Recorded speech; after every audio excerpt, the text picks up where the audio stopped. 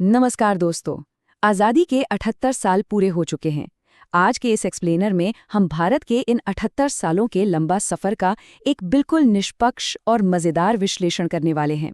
यहाँ हम कांग्रेस और बीजेपी दोनों ही दौरों का आकलन सिर्फ और सिर्फ तथ्यों और डेटा के आधार पर करेंगे, बिना किसी पक्षपात के।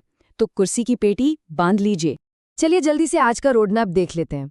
पहले हम बात करेंगे कांग्रेस की नींव और उनकी खामियों पर, फिर आएंगे बीजेपी के विकास और उनकी आलोचनाओं पर, उसके बाद होगा दोनों युगों का एकदम आमना सामना, और आखिर में देखेंगे वो परेशानियां जो आज भी अनसुलझी हैं।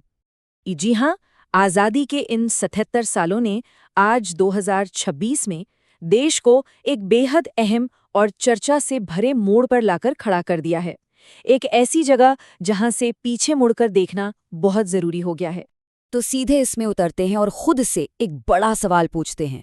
आज भारत दुनिया में जिस मुकाम पर है, क्या वो कांग्रेस की बनाई बुनियाद का नतीजा है, या बीजेपी के तेजी से आगे बढ़ने वाले मॉडल का, या शायद दोनों का एक कमाल का मिक्स है? शुरुआत करते हैं हमारे पहले हिस्से से, कांग्रेस, नींव और कमियां।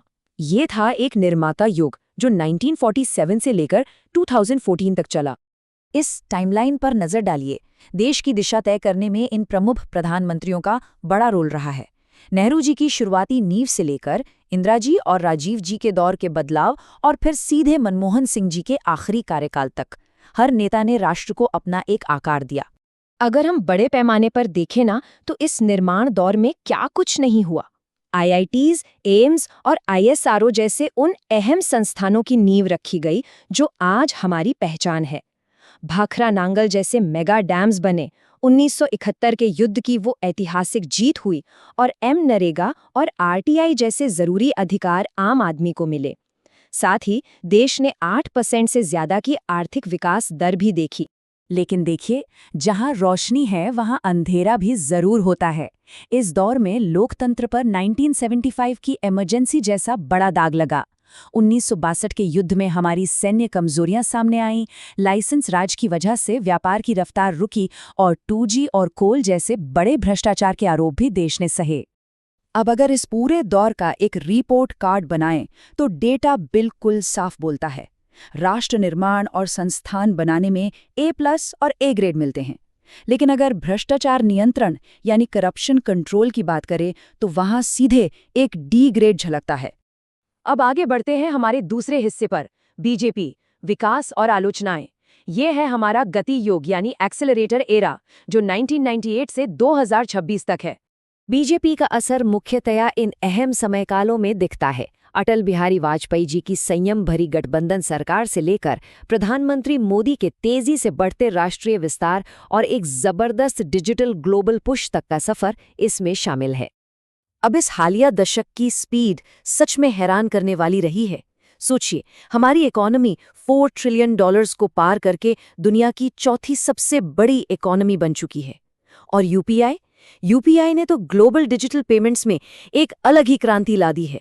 इसके अलावा बड़े पैमाने पर हाईवेज, रेलवेज और सैन्य आधुनिकीकरण का विस्तार हुआ है। इसके साथ ही एक बेहद आक्रामक कल्याणकारी डिलीवरी सिस्टम भी इस दौर की पहचान बन गया है। जनधन खाते देख लीजिए, स्वच्छ भारत या मुफ्त कोविड रेशन, और हाँ, आर्टिकल 370 हटाना और चंद्रयान 3 की ऐतिहासिक लैंडिंग जैसे बड़े भू राजनीतिक और स्ट्रेटेजिक मुकाम भी इसी दौर में हासिल किए गए।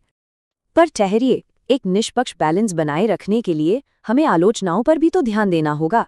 इस दौर में भी कई परेशानियां बनी हुई हैं, जैसे लगातार बनी हुई युवा बेरोजगारी, जीएसटी के बाद छोटे व्यापारियों का तनाव, बढ़ती आर्थिक असमानता और इलेक्टोरल बॉन्ड्स तथा प्रेस फ्रीडम से जुड़ी बड़ी लोकतांत्रिक चिंताएं। और ये रिपोर्ट कार्ड इस दोहरे पहलू को क्या शानदार तरीके से दर्शाता है। ध्यान दीजिए, डिजिटल ट्रांसफॉर्मेशन और इंफ्रास्ट्रक्चर विकास में इनको सॉलिड A+ और A मिलता है। पर जब बात आती है रोजगार और लोकतांत्रिक चिंताओं की, तो ये स्कोर गिरकर सीधा C पर आ जाता है। तो अब आते हैं तीसरे और सबसे दिलचस्प हिस्से पर, सीधी तुलना, यानी दोनों युगों का बिल्कुल आमना सामना। चलिए देखते हैं स्ट्रक्चरल ग्रोथ में दोनों कहाँ खड़े हैं। जहां कांग्रेस ने आईआईटीज और पीएसयूज जैसे संस्थानों की एक मजबूत बुनियाद रखी, वहीं बीजेपी ने उस बुनियाद पर हाई स्पीड हाईवेज, PLI जैसी उत्पादन बढ़ाने वाली नीतियों और डिजिटल इंडिया का एक नया तेज रफ्तार ओवरले खड़ा कर दिया। सैन्य दृष्टि से देखें तो कांग्रेस के दौर की 1971 के बांग्लादेश युद्ध की ऐतिहासिक जीत का अपना एक भारी हिस्टोरिकल वजन है, जिसकी सीधी तुलना आज हम बीजेपी के दौर की आक्रामक ग्लोबल डिप्लोमेसी, सर्जिकल स्ट्राइक्स और मॉडर्न डिफेंस पोस्चर से कर सकते हैं।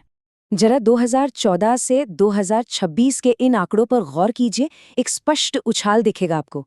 इकोनॉमी में 10th रैंक से सीधे 4th रैंक, अंतरिक्ष में मार्स मिशन से लेकर सीधे चांद के दक्षिणी ध्रुव तक का सफर, और डिजिटल पेमेंट्स में ग्लोबल लीडर बनने तक की ये रफ्तार सच में बेमिसाल रही है। लेकिन अब बात करते हैं आखिरी और सबसे जरूरी हिस्से की, अनसुलझी समस्याएं। चुनौतियां दोनों ही युगों की विफलताएं जिन्होंने हमें परेशान किया है। अगर हम पल भर के लिए सारी राजनीतिक विचारधाराओं को साइड रख दें तो आप पाएंगे कि ये गहरी समस्याएं दोनों ही दौरों में वैसी की वैसी बनी हुई हैं।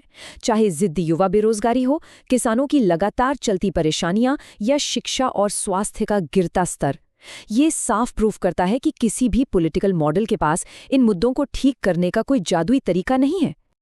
और संस्थागत रूप से देखें तो एक तरफ कांग्रेस आज भी अपने नेताओं पर अत्यधिक निर्भरता और कमजोर राज्य संगठन से जूझ रही है, तो दूसरी ओर बीजेपी पर पावर के सेंट्रलाइजेशन यानी फैसलों को केंद्रित करने और निजी निवेश के गिरते स्तर को लेकर लगातार सवाल उठ रहे हैं।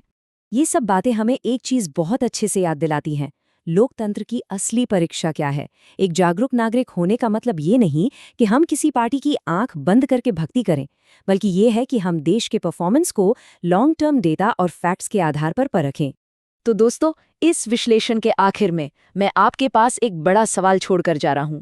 इस पूरे 78 साल के रिपोर्ट कार्ड को स्ट्रिक्टली और ऑब्जेक्टिवली देखने के बाद आपके हिसाब से देश की आज तक की सबसे बड़ी राजनीतिक उपलब्धि क्या है और सबसे बड़ी विफलता क्या रही?